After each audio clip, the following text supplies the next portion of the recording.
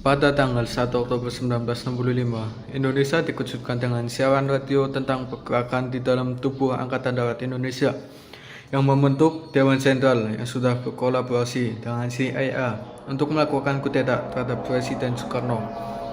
Untuk menindaki gerakan tersebut, gerakan G30 SPKI yang dipimpin oleh Letnan Kolonel Untung telah mematahkan upaya tersebut dan menetapkan Dewan Revolusi Masyarakat untuk menjalankan pemerintahan di Indonesia. Pertentangan antara keabsahan dari pemerintahan Dewan Revolusi berujung pada kehancuran seluruh gerakan G30 SPKI. Apa yang melatar belakangi G30 SPKI yang berujung pada genosida? Contohnya, sejarawan seperti Benedict Anderson menganggap bahwa PKI tidak memiliki motif yang baik untuk melakukan kudeta terhadap Soekarno, melainkan hasil pertentangan internal di dalam tubuh militer Indonesia dan hubungan yang kompleks bersama PKI. Faktor inilah yang kemudian menumpuk dan berujung pada malam berdarah tersebut. Di dalam video kali ini, saya tidak akan menjawab tentang siapa dalangnya, melainkan tentang latar belakang tragedi tersebut. Sebelum peristiwa G30 SPKI, ada hubungan yang kompleks di antara Angkatan Bersenjata Indonesia, Soekarno, dan PKI. Hubungan antara Soekarno dan Angkatan Bersenjata makin menguat pada demokrasi terpimpin.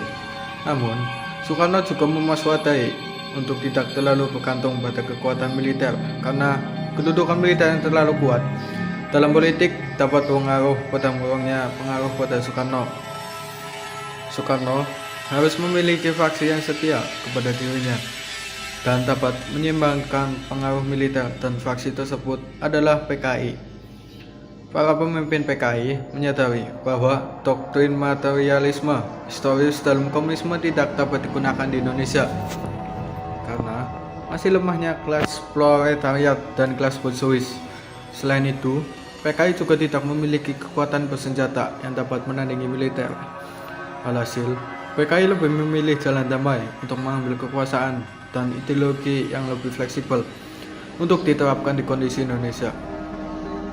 Demi memperkuat basis dukungannya, PKI juga mengejar strategi front persatuan yang luas antara kelas buruh, kaum petani, borsuis kecil kota, dan borsuis nasional yang bersendikan persekutuan buruh dan tani di bawah pimpinan kelas buruh.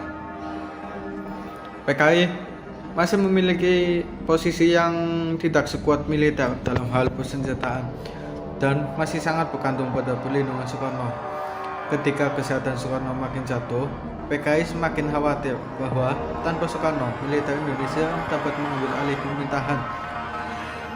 Dalam rangka mengantisipasi hal tersebut, PKI membentuk biro khusus yang diketuai oleh Syam untuk mengoleksi informasi tentang gerak militer yang berhubungan dengan PKI dan menarik simpati tentara Indonesia pada teori Marxisme komunisme.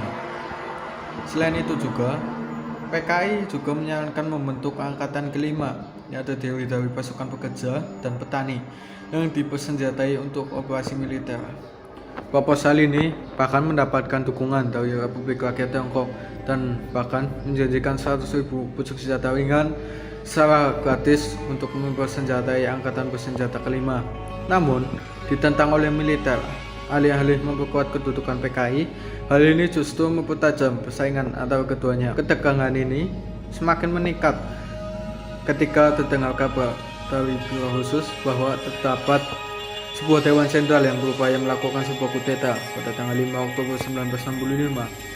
Meskipun keberadaan Dewan Sentral itu masih dipertanyakan, hal inilah yang memicu G30 SPKI.